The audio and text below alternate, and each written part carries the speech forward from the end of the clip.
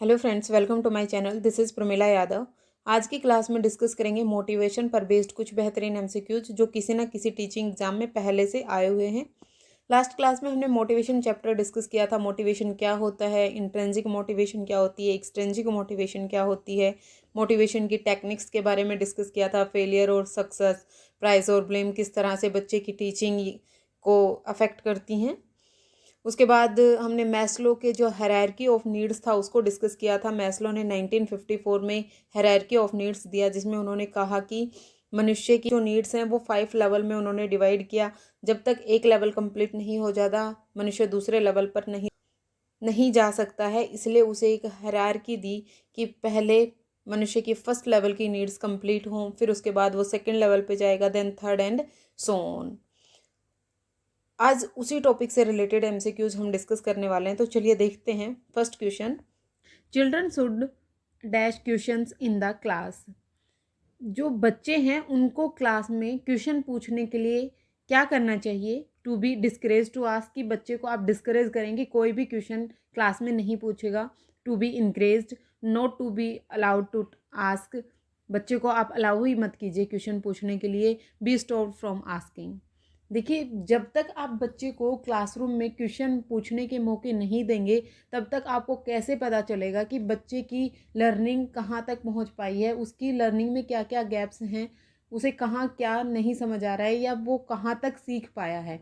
बच्चे को आप हमेशा अलाउ कीजिए क्वेश्चन पूछने के लिए, हमेशा उसे इनक्रेज कीजिए। जितने ज़्यादा बच्चा क्वेश्चन पूछेगा, उतनी ही लर्निंग वो बेहतर तरीके से कर पाएगा।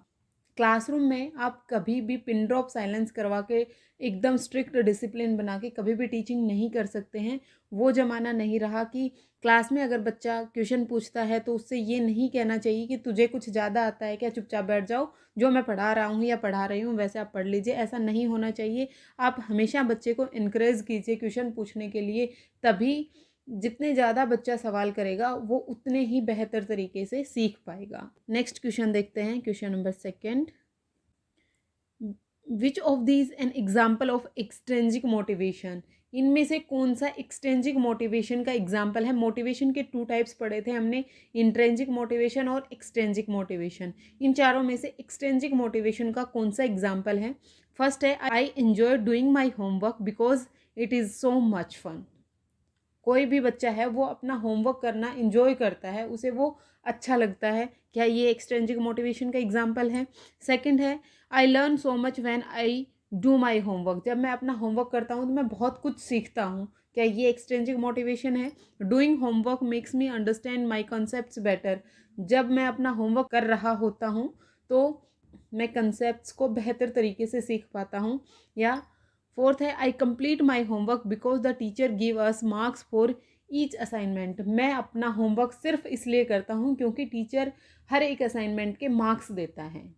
देखिए, जब भी मोटिवेशन बाहरी होगी, चाहे वो मार्क्स हो, चाहे वो कोई रिवार्ड हो, चाहे वो कोई टॉफ़ी हो, चाहे वो कोई ट्रॉफ़ी हो, कुछ भी जब आपको बाहरी लालच हो, बाहरी कोई भी चीज़ दिखाई दे रही हो, वहाँ पर एक्सट्रिंसिक मोटिवेशन होता है। तो इसका आंसर क्या हो जाएगा? फोर्थ। वो मार्क्स के लिए कर रहा है।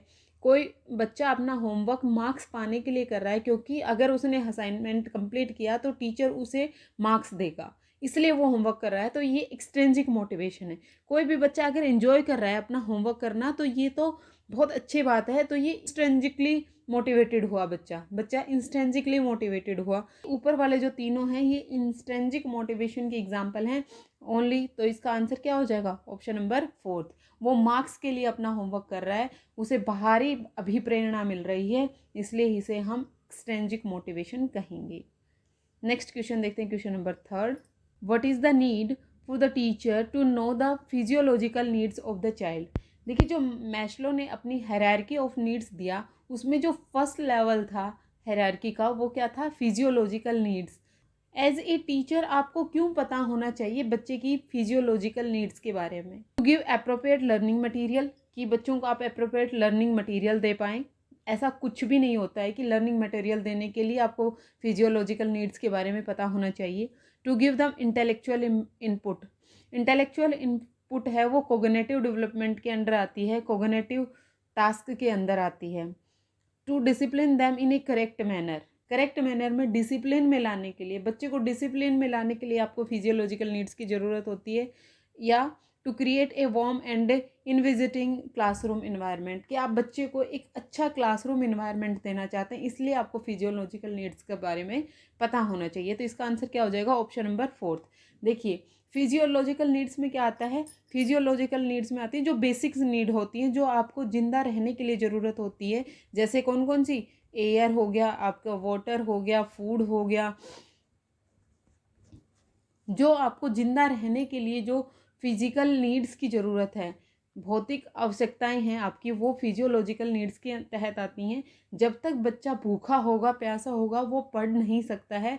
आप बच्चे की फिजियोलॉजिकल नीड्स कंप्लीट कीजिए, तभी बच्चा पढ़ाई में मन लगा पाएगा। तो जो हमारे देश में जो मिड डे मील का प्रोग्राम चलाया गया है, वो भी बच्चे की फिजियोलॉजिकल नीड्स को कंप्लीट करने के लिए ही चलाया गया है।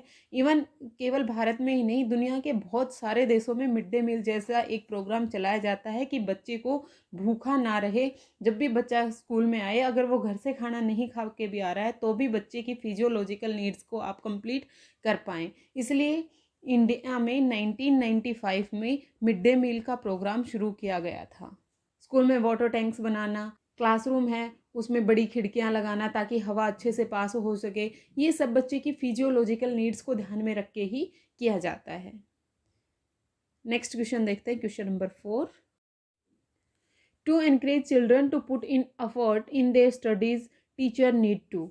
कोई भी टीचर बच्चों को एनकरेज करना चाहता है कि वो अपनी स्टडीज़ में अच्छे एफर्ट्स डालें, अच्छे से अपनी पढ़ाई करें, तो उसके लिए टीचर को क्या करना चाहिए? कंट्रोल द चाइल्ड, कि आप बच्चे को कंट्रोल कर लीजिए।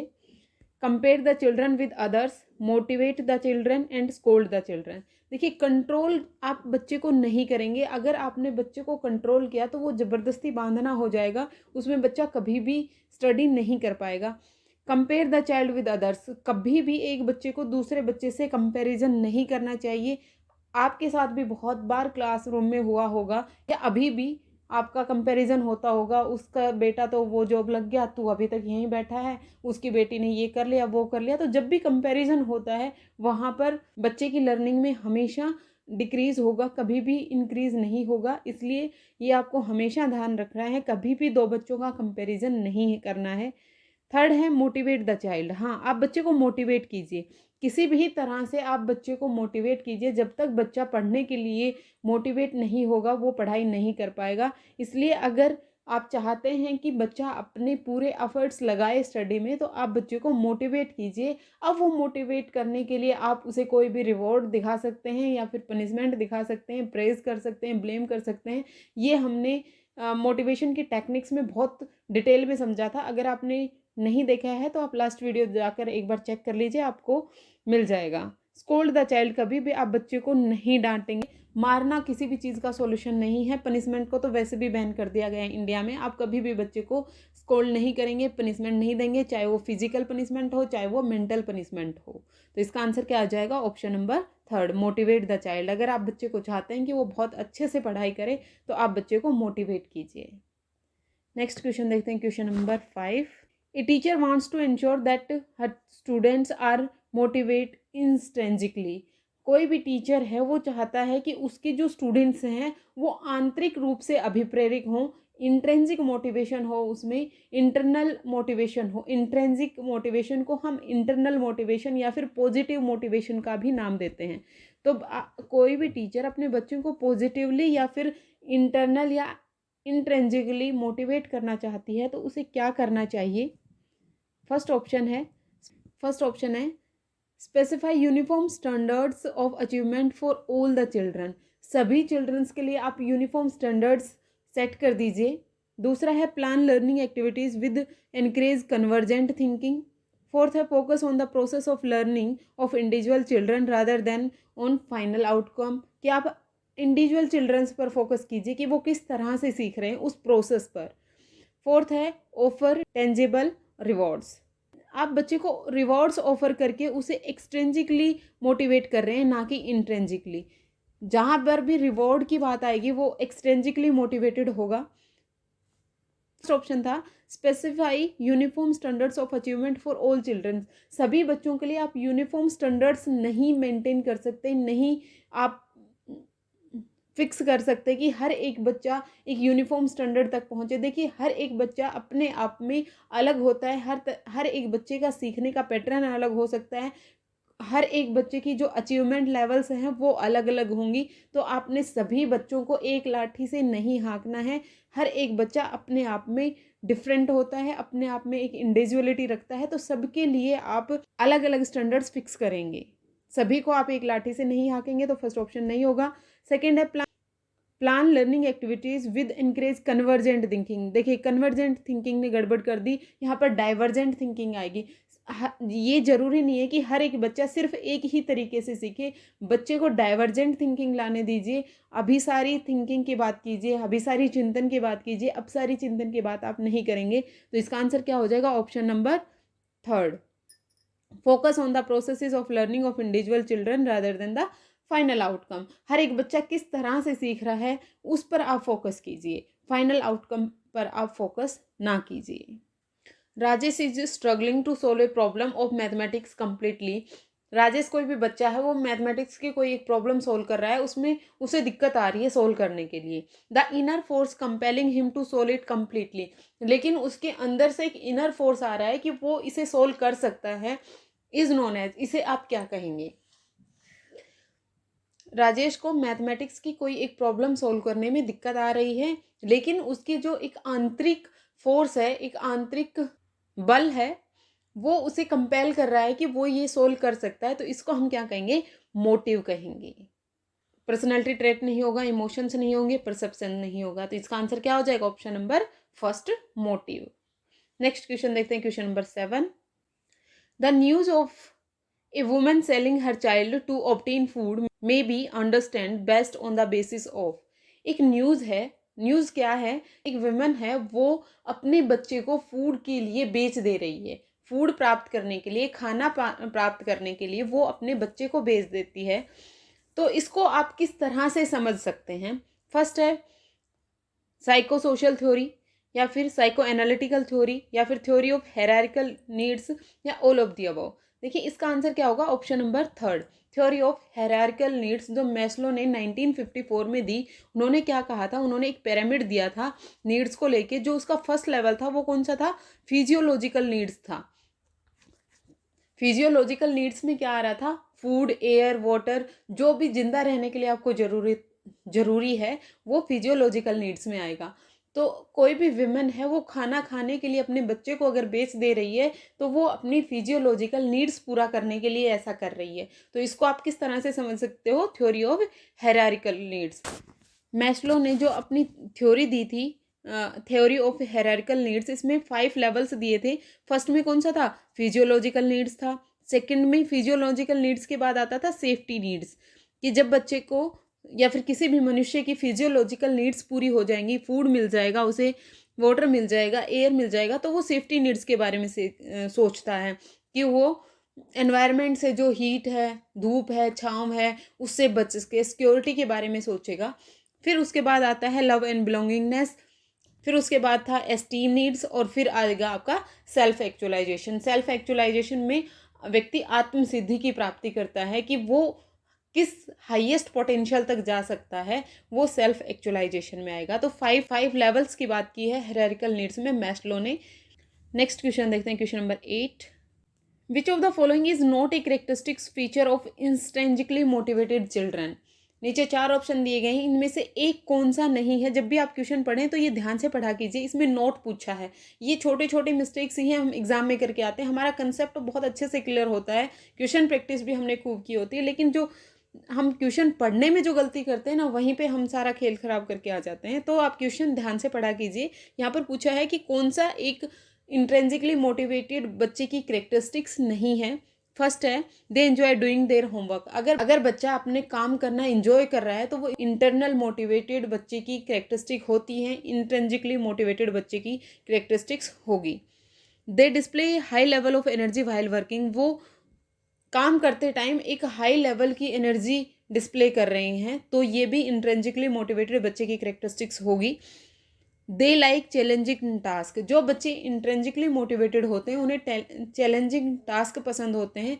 फोर्थ है दे ऑलवेज सक्सेस। देखिए, जब बच्चा इंट्रेंजिकली मोटिवेटेड होता है तो इसका मतलब ये नहीं है कि वो हमेशा ही सक्सेस हो, उसे फेलियर भी मिलेंगी, लेकिन वो दोबारा उस काम को करेगा क्योंकि वो इंट्रेंजिकली मोटिवेटेड है। उसके अंदर से एक आंतरिक जो ऊर्जा है वो उसे कहती है कि हाँ तू ये कर सकता है।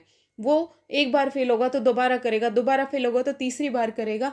इसलिए बच्चे का इंट्रेंजिकली मोटिवेटेड होना बहुत ज़रूरी है। इसका मतलब ये बिल्कुल नहीं है कि इंट्रेंजिकली मोटिवेटेड बच्चे को हमेशा ही सक्सेस मिलेगी, लेकिन इंट्रेंजिकली मोटिवेटेड बच्चे को कभी ना कभी सक्सेस तो ज़रूर मिलेगी, क्योंकि उसके अंदर की जो आंतरिक ऊर्जा है, एक आंतरिक एनर्जी है, वो उसे मोटिवेट कर रही है। उसे किसी बाहरी मोटिवेटर की ज़रूरत नहीं है। तो इसका आंसर क्या हो जाएगा? Option number 4। Question number 9, according to theories of motivation enhance learning by. Theory बहुत सारे थिंकर्स ने, बहुत सारे साइकोलॉजिस्ट ने मोटिवेशन की थ्योरीज दी हैं। तो उन सब के अकॉर्डिंग एक टीचर बच्चे की लर्निंग को किस तरह से एनहेंस कर सकता है? Setting realistic expectations from students, setting realistic expectations from students, setting uniform standards of expectations, not giving any expectation from the student, setting extremely high expectations from the students। ये question बहुत ज़्यादा confusing है, कई जगह इसके अलग अलग answer दिए हुए हैं, तो एक बार आप इसे ध्यान से समझ लीजिएगा। देखिए, जो मोटिवेशन की थ्योरीज की बात की गई है, जितने भी साइकोलॉजिस्ट ने कहा, उन्होंने कहा कि आप बच्चे के लिए एक्सट्रीमली हाई एक्सपेक्टेशंस रखिए। अगर आप बच्चे को ये कहेंगे कि उसने एग्ज़ाम में 90 मार्क्स लेके आने हैं, अगर वो 90 मार्क्स के लिए काम करेगा तो वो 90 मार्क्स की बजाय वो 80 मार्क्स ही लेके आ पाएगा। तो आपने क्या करना है, अगर आप चाहते हैं बच्चे ने 90 मार्क्स लेके आने हैं, तो आप बच्चे के सामने 120 मार्क्स का एक गोल सेट कीजिए कि आपको एग्ज़ाम में 120 मार्क्स लेके आते हैं। तो बच्चा मेहनत करेगा तो वो लगभग लगभग वहाँ तक पहुँच पाएगा। आप क्या करेंगे, आप एक एक्सट्रीमली हाई एक्सपेक्टेशंस रखेंगे स्टूडेंट से कि नहीं, आप ये कर सकते हैं। देखिए, आप जानते हैं कि कोई भी स्टूडेंट है वो 90 मार्क्स ही लेके आ सकता है, लेकिन आप उसे कभी भी ये नहीं कहेंगे कि तू 90 मार्क्स ही ला सकता है। आप बच्चे को एक्सट्रीमली मोटिवेट कीजिए, आप उसे कहिए कि नहीं, तू कर सकता है, तू चाहेगा तो तू 120 मार्क्स भी ला सकता है। इसलिए जब भी आप बच्चों के सामने एक्सपेक्टेशन सेट करेंगे तो वो एक्सट्रीमली हाई एक्सपेक्टेशन सेट करेंगे, ना कि रियलिस्टिक। देखिए, फर्स्ट ऑप्शन और फोर्थ ऑप्शन में ही कंफ्यूजन होता है। रियलिस्टिक एक्सपेक्टेशंस का मतलब है कि आपको पता है कि बच्चे का रियल अचीवमेंट लेवल ये है, 90 मार्क्स ही आप बच्चा ला सकता है, तो आप उससे 90 मार्क्स की ही एक्सपेक्टेशंस रखेंगे।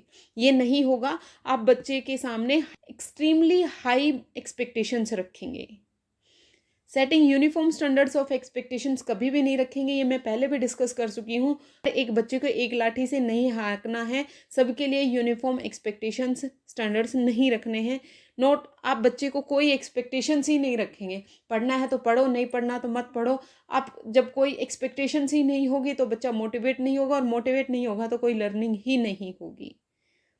होपफुली आपका ये क्वेश्चन क्लियर हो गया होगा। अगर आप बहुत सारी थ्योरीज को जब हम इंक्लूड करके देखते हैं तो अगर टीचर बच्चे की लर्निंग को एनहेंस करना चाहता है, बढ़ाना चाहता है, तो उसके लिए एक्सट्रीमली हाई एक्सपेक्टेशंस रखनी होंगी अपने स्टूडेंट्स से।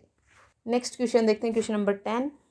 Even though this was clearly in violation of his safety needs, captain Vikram Batra died fighting in Kargil war while protecting his country he might have. देखिए, ये कैप्टन विक्रम बत्रा को पता था कि अगर वो युद्ध करने जाएंगे तो उनकी डेथ हो सकती है। उन्होंने अपनी जो सेफ्टी नीड्स हैं उनको परे रख के फाइट की अपने देश को बचाने के लिए।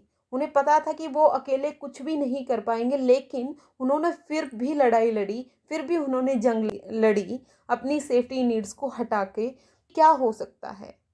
फर्स्ट है साउथ नोएल एक्सपीरियंसेस। वो कोई नए ही एक्सपीरियंस लेना चाहते थे। शहीद होने के बाद उन्हें कौन से नए एक्सपीरियंस मिल जाएंगे? ये तो होगा नहीं। अचीव्ड सेल्फ एक्चुअलाइजेशन, उन्होंने आत्म सिद्धि की प्राप्ति कर ली थी।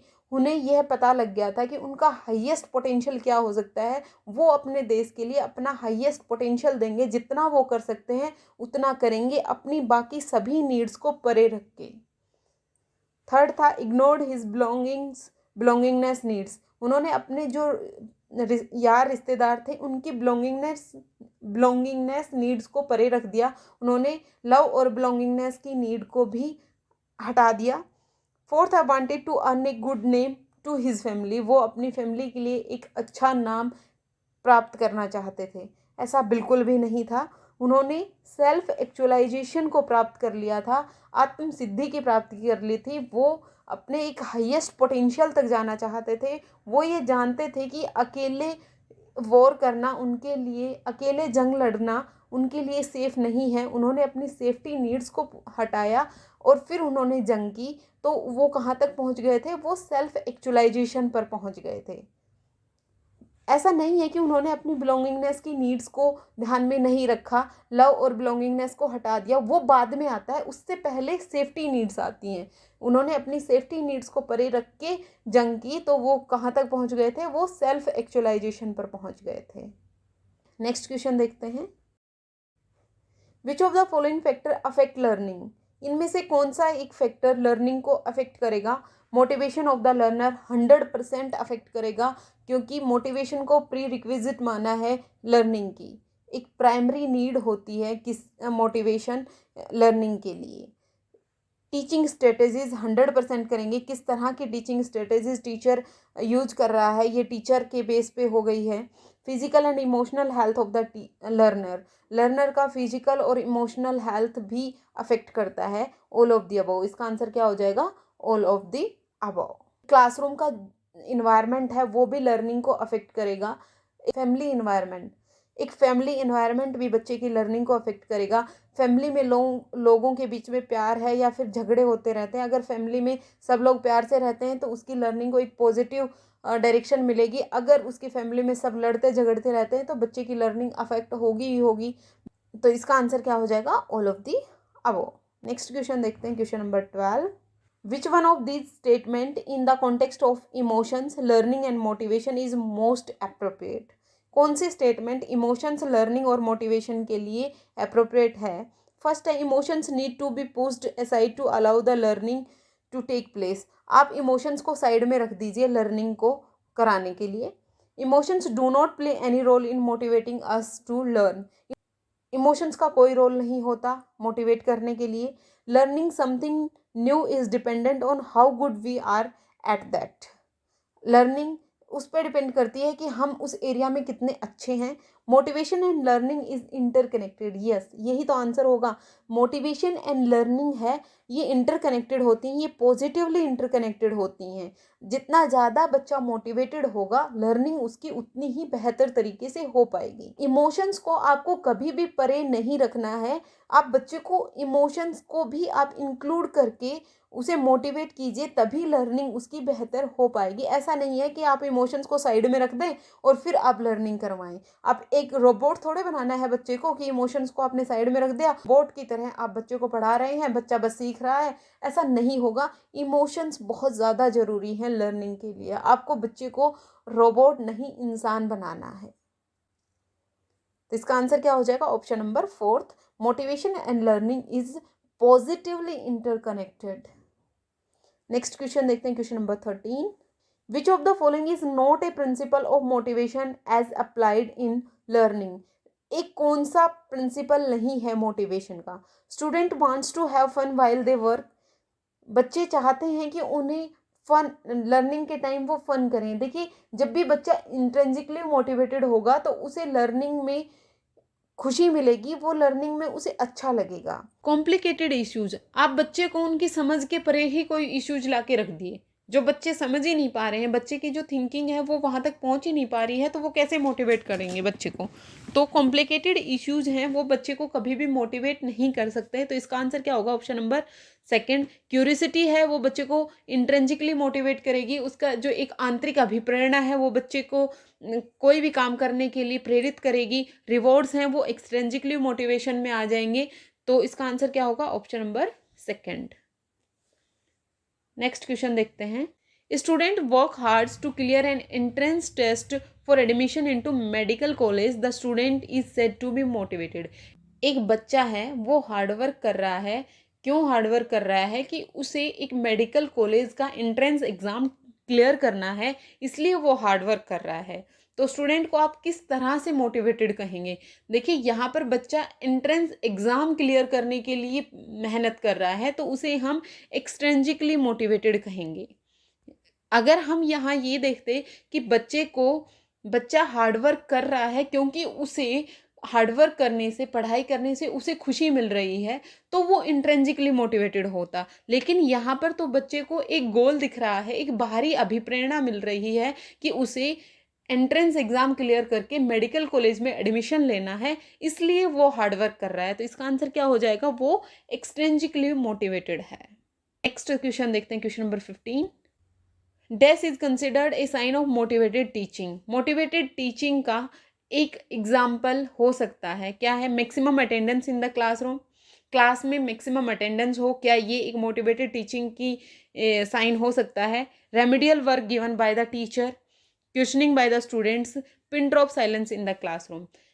देखिए मोटिवेटेड टीचिंग की या अच्छी टीचिंग की कभी भी ये करेक्टरिस्टिक्स नहीं है कि क्लास में पिन ड्रॉप साइलेंस है। ये तो आप तानाशाही कर रहे हैं। जहाँ पर बच्चे पर अथॉरिटेटिव क्लासरूम का इन्वायरमेंट दिया जाएगा, वहाँ पर पिन ड्रॉप साइलेंस होगी, वहाँ पर बच्चे मार पनिशमेंट के डर से चुपचाप बैठे हुए हैं।